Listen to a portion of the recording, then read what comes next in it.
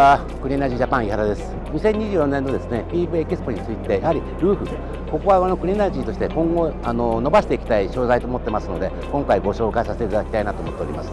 で今回ですね特に日本製というわけじゃないんですけども、海外で出ている主な商品についてご紹介させていただければと思います。チルド式のですね普通の屋根、鉄板屋根や瓦とかそういうところの屋根のチル式の金具です。これ上下で一体になっております。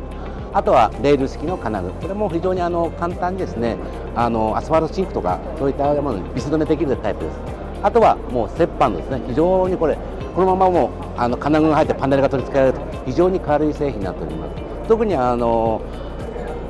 の薄いところにはこれが非常にいいのかなと思っております。あとはこういうハゼ式です。ハゼ式のいろんな金具も取り寄せられております。で特にですねこういったですねワンタッチ式のですね鉄のルーフも取り寄せてます。これはですねDIY でですね家庭でも付けられるベランダだとかです。あとこのまま壁に設置していただいて太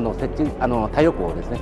楽しんでいただくっていうのはね、電気を作っていただくということも可能なような製品になっております。よろしくお願いいたします。